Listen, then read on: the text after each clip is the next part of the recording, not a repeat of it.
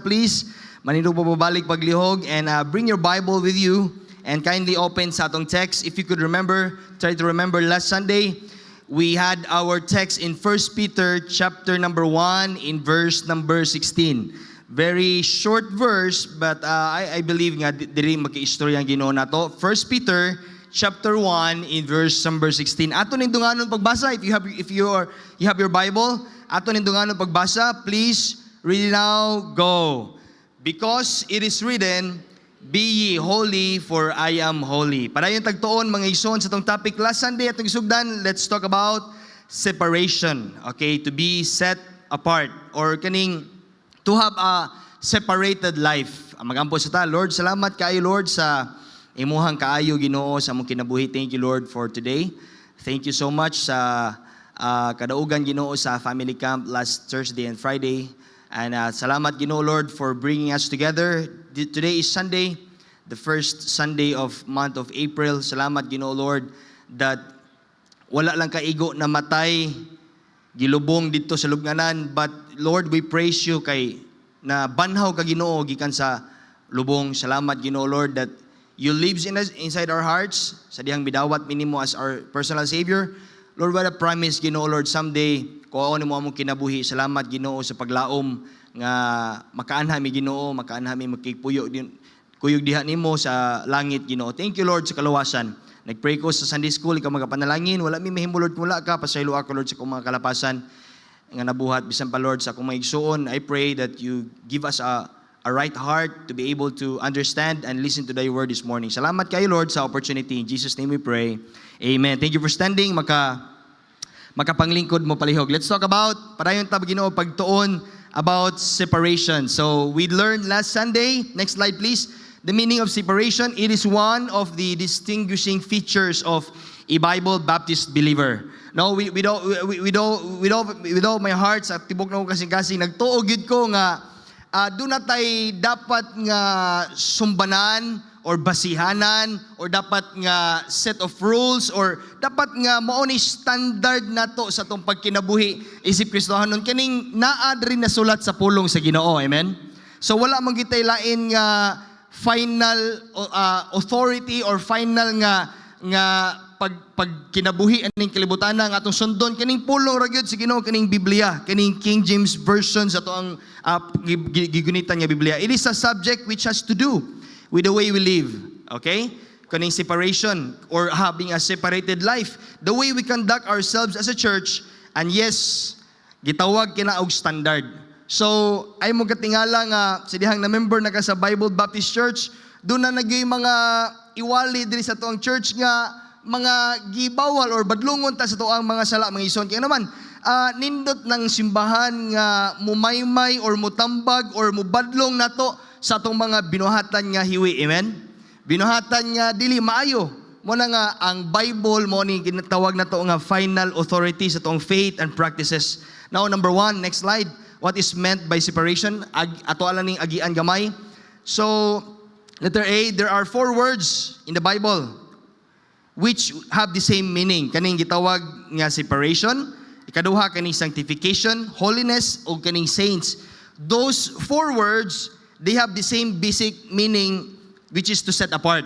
Or, sabi siya pa, gihimulag, o to set apart or gibulag alang sa Dios. Timan sa dihang wa pa ta maluwas, sa dihang wa pa ka maluwas sa una, wa pa ka midawat ni Jesus Christ as your Lord and personal Savior, we belong to the devil's family.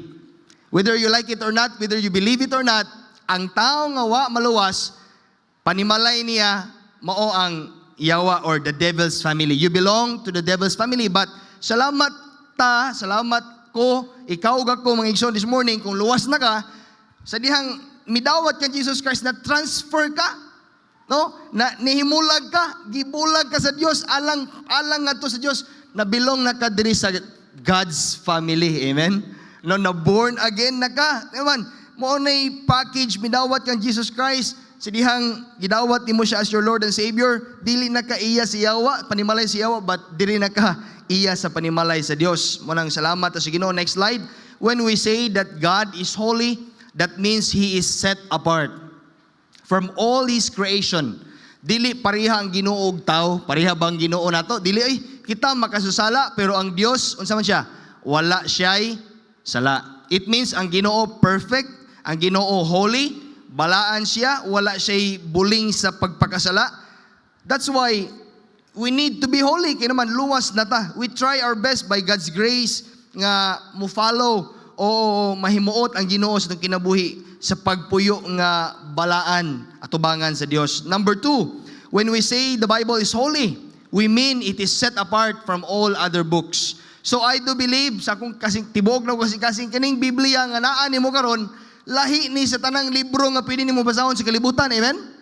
Ang Bible duna ni 66 ka libro sulod niini. It is only one book nga makita nimo sa diri akong unitan karon, but this book has 66 books in it. And ang kabubuton sa Ginoo nga masabtan nimo nga lahi ni nga libro kaysa sa ubang libro. Ako ning balikon, many books can give you information, can give you knowledge, but only the Bible, this is only book that can transform your life. Amen? Maoro ni libro nga makapausab sa imong kinabuhi kay naman pulong ni sa Ginoo. Then number 3, when we are taught to sanctify the Lord in our hearts, this means we are to set God apart from other idols. You see, gibalik-balik giwali ni Pastor John Ray last atong family camp. So we need to have a separated life. Oh, di ba? We are taught to sanctify the Lord. No, gitudluan ta sa pulong sa Dios diri sa atong church nga igabalaan nato ang Dios sa atong kasing-kasing. Mo na nga i-set apart nato ang Ginoo. Kay ang idols dili lang laba Dios nga larawan or dibulto nga makita nimo. Idols are those things nga mapulihan na ang Ginoo ba? Oh, asa man ka na busy, asa man ka daghag oras, mo na idols mga igsoon. Now, letter B, next slide. There are 2 aspects to separation. We learned this last Sunday. Positional separation, it means in Christ, di ba? Kisa gidawat nimo og nato, Jesus Christ. I have been set apart unto God. Matud pa sa Hebrews 10 verse number 10. And then ikaduha, practical separation as a Christian. Kay luwas na ka ug ako, I am to live as set apart unto God. Oh, and then letter C, next slide. There are 2 important features to separation. Una, separation to the Lord. Ingon ang Bible in Romans 12 verse number 1. I beseech you therefore, brethren, by the mercies of God, that ye present your bodies a living holy sacrifice, acceptable unto God. Oh, it means separation to the Lord. No, gihimulag ta padong sa Ginoo. Oh, and then kanipod separation from ungodliness. Oh, gibulag ta sa Ginoo from all unfilthiness, all ungodliness nga i-offer aning kalibutan. Mao bitaw ingon ng Romans 12:2, imo lang taon, and be not conformed to this world. It means the word conform akong balikon, dili ta mo compromise aning kalibutan na. O di ba? Nagpuyo pata sa kalibutan, yes, dili na ikalimod. Nagkig-uban-uban patas to ang mga higala nga mga unbelievers, yes, di na ikalimod, pero isip usa ka anak sa Dios, isip usa ka Kristo paminaw. Dapat dili ta masusama sa mga tao sa kalibutan. Amen? Nakuha niyo akong punto? O dili ta pariha na gyud nila. Lahi sila o niya. Ikaw karon dapat sabto nimo nga lahi na sad ka na naman. Dapat sabto nimo nga anak na sa Ginoo, and then God wants you to have a separated life. O dili na ka pariha nila nga lakaw sila dito sa diskuhan. Di na ka mo disko po, di ba? Ato nang tunaan later on. Sila nga aning galgalon ka nga manigarilyo kung ikaw karon yung people pa ka.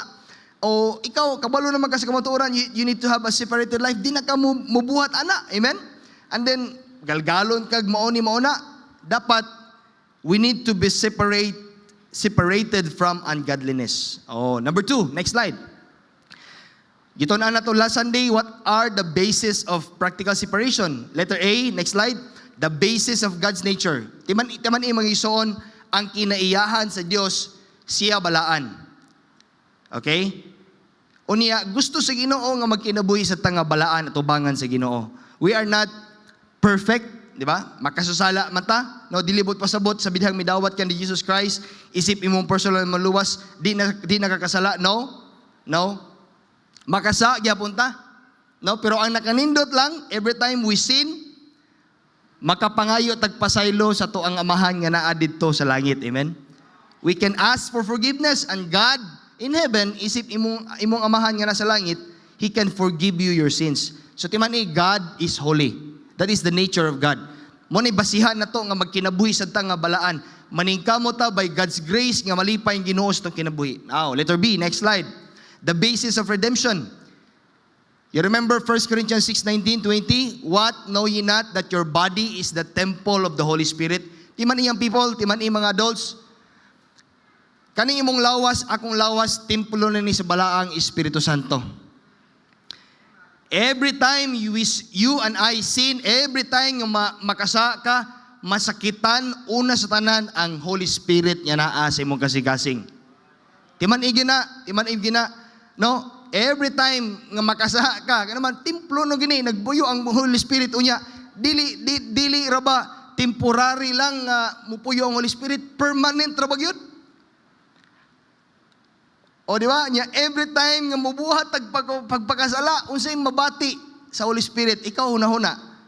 Think about it, di ba? Masakitan ang Holy Spirit. Oh, and then ingon da sa last praise, and ye are not your own. Di ba niya? Human ka midawat ni Jesus Christ, you surrendered your life to the Lord. Midawat ka niya as your Savior. Ang gustong masabtan sa Ginoo nimo, pinaagi siyang pulong niya, gisulod sa Bible, dili na ka iya sa imong kagalingon. You are not your own, amen? Dapat ang mo kontrol sa atong kinabuhi di ay ang Ginoo na, ang Holy Spirit, amen? Oh, mo nang usahay magkalisod-lisod imong Christian life. Why? No wonder you didn't let God nga mo control sa imong kinabuhi. Wa nimo pasagdi ang Holy Spirit nga siya mo giya, mo control, mo dominar sa imong kinabuhi. Now, verse number 20, o singon sa verse number 20 diha. For ye are bought with a price. O, di ba? Salamat nga ang bili nga gihatag ni Jesus Christ, di gyud ta kabayad. Amen. Kaya naman, kung kabayad pa lang ta sa atong kaluwasan, di na ta manginahanglan ni Jesus Christ, di ba? Pero salamat ta, kaya naman, wala na gitugot si Ginoo, kaya naman, ang presyo, ang bili nga gibayad sa Ginoo, dili gyud kabayran og salapi sa kalibutan, amen. Dili gyud kabayran sa imong pagsakripisyo aning kalibutan na or unsa nga imuhang buhaton para mabayran nimo ang gibuhat ni Jesus Christ. No. Salamat nga dugo ug kinabuhi ni Jesus Christ iyang gihatag para nimo nako or makabaton tag kaluwasan, amen. Salamat ana. Then iyon ang conclusion sa verse number 20. Therefore, glorify God sa imong lawas, sa imong spirit, which are God's. Alright, letter C, next slide. The basis of regeneration. So, human ka maluwas, ang gusto sa Ginoo nga masabtan nimo this morning, dapat dunay regeneration. Kausaban sa imong kinabuhi. 2 Corinthians 5:17. Ingon diha, therefore if any man be in Christ, he is a new creature. O, di ba? Bag-o na kang binuhat. No, ang daan niya pagka ikaw nga palahubog kayo ay dili na palahubog karon, amen? O pasalamat baka ikaw karon na minaw. Ako, I don't know you ha. Wala ko kailan nimo personally. Pero pasalamat baka nga dunay kausaban si mong kinabuhi, amen? O, di ba? Usas ako ang mga nailhan diri kani si Sir Eddie, no? Grabe gyud ilang testimony. Matud pa ni Ma'am Gemma iyang wife. Mag-Bible study sa una dito si Pastor Organ or si Pastor Tupper. Usahay na apay ilimnon, di ba? Sa tubangan. Dili mo gina makwanti, bago pa kang naluwas, di ba? Bago pa kang, di pa kakasabot kayo ba? Pero, ang ebidensya gid nga tinuod kang luwas dunay kausaban si mong kinabuhi. Kung hinahinay, nagkawala ng mga dautan nga imong gibuhat sa unang pagkaikaw, but pasabot, tinud-anay gid kang naluwas. Pero, kung imong lantaw karon, ngan aning, Pastor, murag wa pa man mausap ako kinabuhi, maora magyapon ko. Nagsimba ko sa baptist, naminaw ko sa discol, muuli ko sa mong balay, maora magyapon. Oy, paminaw. Basin og wa pagid ka tinud-anay midawat Jesus Christ. I-pray nimo na si Ginoo or basin og nagpadaog ka sa kuan ba? Paminaw. Usahay mo gud ang Yawa, muhatag nimo na og panghunahuna nga you're still the same. Kana bang maora gyapon ka ba? Sukli ang Yawa, no? Ayo pa daog sa una sa Yawa, ino nimong Yawa nga anak na ko sa Ginoo. O midawat ako tinunay ni Jesus Christ. Lord, tabangay ko Ginoo nga makasukol ko ani karaman. Kanang mga weaknesses nimo og nako, diha ta puntiryahon ra ba si Yawa. Unya inig ka makasala ka. Mao maghihapon ko. Dapat suklan na nimo imong igsoon, amen. Suklan nimo na karaman nang Yawa ragi magkuan na kanang nimo hunghong nimo mo ni gitawag nga nakabantay mo sa Bible ay gitawag niya fiery darts of the wicked, which is fiery darts of Satan or kanang ang Yawa ba. Targiton ka na niya, no? Imuhang pag-uli nimo sa iyong balay ay diha na dayon magsugod ang Christian battle na po nimo, ano mo? Dili ka garantiya gyud, no, sa imuhang pagkinabuhi nga dili ka kasala pero makasukol ka naman naa na kay Ginoong Hesukristo sa imong kasing-kasing, amen. Ingnon nimong Yawa nga anak na ka sa Dios, nya inang Ginoo, Lord, tabangi ko Ginoo nga makasukol ko sa fiery darts of the wicked or kaning the devil. O kaya naman, naa kay gahom, greater is He that is in you, that is of the world. Di man niya niyo ha? Mas gamhanan ang Dios nga naa nimo sa imong kinabuhi than sa gahom sa Yawa sa kalibutan. O timan ina mga igsoon. Now letter D, the basis of God's word. Iyon ang Bible in 2 Corinthians 6:17. Wherefore come out from among them. Mabitan na nga gusto si Ginoo nga natay separated life. Kaya naman gusto si Ginoo nga mo come out. Dili kay come in, come out, come in, come out. No. Pahawa. No? Bulag nila. Bulag si mga barkada nga nagbuhat og dautan. Bulag si mga higala nga maski pag Kristohanon pa nga dili magka-impluwensya nimong maayo. Bulag. O, nakuha ninyo? Ikaw ang mo discern. Unsa man ni maayo ba niyahang gibuhat sa ako, no? Or more ni makakos og ma-discourage ko sa mong Christian life. Ikaw ang mo timbang-timbang sa imong Christian life. Amen? Dili ubang tao ang magbuot sa imong kaugalingon.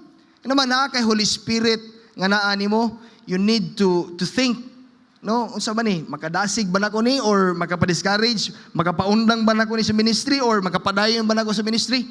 O paminaw mga igsoon, doon na tayo tulubagon, iiya tag tulubagon at tubangan sa Dios and magdinasigay ta sa matag usa mga igsoon, amen?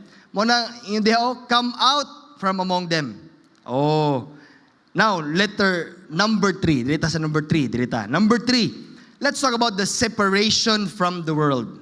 Separation from the world, okay? So, next slide, letter A, according to John chapter 15 in verse number 19. Ingon diha, the believer is in the world, but ought not to be of the world, because the Lord has chosen us out of the world. Oh, ingon ang Bible, in John 15:19. If he were of the world would love his own. Di ba? Iya pata sa Yawa kaniadto. The world there is sa kalibutan, kaning mga tao sa kalibutan.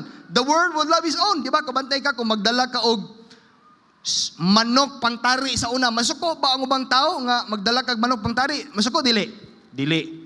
Sa una, magdala kag tanduay, longnik, magtagay. Masuko ba ang ubang tao nga nagdala kag ilimnon? Masuko, dili? Dili. Sa una, mag-usibuhaton nimo, manglibak ka dito, mauna, manugal ka, bisan asa na lang kaabot, masuko ang kalibutan, ang mga tao sa kalibutan, mga kasilinganan nimo, masuko, dili? O, dili. Kaya naman, the world would love his own. But, because, paminawa, tungod kay, di na kaiya sa kalibutan, kaya naluwas na ka, ang Ginoo, natawa, but I, ang Ginoo, have chosen you out of the world. Pasalamat baka out of 8 billion people, usa ka sa giluwas sa Ginoo, amen? Ay privilege kay naoy nga usa ka sa daghan kayong tao sa kalibutan nga makadungog sa gospel unya na save midawat ni Jesus Christ. I have chosen you out of the world. Therefore, ayo katingala kung ang imong mga higala kaniadto kung mausab na imong kinabuhi, di na sila ganahan makig-fellowship nimo, amen. Di na sila ganahan makig-uban-uban nimo, sige lang, pasagdi lang naman. As long as nahimuot ang Ginoo sa imong kinabuhi, amen. Mo na importante, dili man ang tao atong gihimuot, dili man atong mga barkada atong gihimuot, dili man ang imuhang mga igsoon imong gihimuot, imong ginikanan imong gihimuot. ang imuhang please, imong gihimuot ang Ginoo nga nasa langit. Di man nina, according to John 15:19 ha, nadia, the believer is in the world. Naata sa kalibutan. Kuyo-kuyo na to mga unbeliever nga mga katrabaho, unbeliever nga mga higala, no? Mga kasilinganan nga unbelievers, walay daotan ana. Pero timan dapat we ought not to be of the world. Dili ta magparehas susama nila. Kay lahi na ka, luwas na kay igsoon. Letter B, next slide, please. According to 1 John 2:15, very common verse, the believer is to love not the world, neither the things that are of the world. Ato na down, 1 John 2:15, love not the world, neither the things that are in the world. Ang gusto sa Ginoo, masabtan nimo this morning, kay anak na ka sa Dios. In order for you to have a separated life, ikaw ug ako, natay separated life, dili na to higugmaon ang mga butang sa kalibutan. Tanang binuhatan sa kalibutan, i-offer nimo, dili na to higugmaon. Kaya naman, if any man love the world, ang sayo sa Bible, the love of the Father is not in him. O, timan kung mahigugma, yapon ka sa kalibutan, ang gugma sa Ginoo, dili maanaan ni mo may soon. Now, letter C, next slide. When the Bible speaks of the world, basaha diya sa screen, it does not mean the creation of God. It does not mean the material provision of God. It refers to the world system, which is the dominion of Satan. Unsa may i-offer sa kalibutan? In 1 John 2:16, natawa, it defines the world in its bad sense. Unsa may naa sa kalibutan? For all that is in the world, for all, the word all, ang tanan nga naa sa kalibutan, kaya makalibutan ng mga butang, una diha, ang the lust of the flesh. O di ba, kabantay ka sa mga babayi karon sa gawas, halos makita ng kigol, di ba? Halos makita ng dughan, mga igsoon. Unya, mo ni awaton yung people nga mga babayi, amen? The lust of the flesh, mga kaulag sa unod. O di ba? Kamo mga lalaki, di ba? Kitang mga lalaki. Kuyaw kayo ang last naman. Mo na ang wali atong pamilikam na to. Kung ang babayi maburusan, ikaw po mga lalaki magkapaburus. Oh, kuyaw kayo ang kalibutan, hadlok kayo naman. Kung dili ka magkinabuhi nga separated sa kalibutan, mo ni dangatan na to, the lust of the flesh. O niya, ikaduha, the lust of the eyes. O dali ra kay ka maibog. Di ba? And then the pride of life. No, kuyaw ning pride of life kay ako nasabtan. Usahay ang Kristohanon pa nga maoy nakasala, maopay isog kayo, di ba? O kanaman because of pride, amen? O di ba? Nasabtan niyo na lisod kayo nga magkinabuhi ta nga naay garbo sa kinabuhi, amen? Oh, the pride of life, why is that? Gi-offer na sa kalibutan. Dili na trabaho sa Pangginoo diri sa church. Oh, kani the lust of the flesh, lust of the eyes, and the pride of life. Oh. Di man ni mga isuon. It speaks of the world. Mo ni mga agenda sa kalibutan. Now letter D, we have still time. Letter D, next slide. According to James 4:4, the worldliness is a spiritual adultery. Di ba ang binisaya sa adultery, pagpanapaw?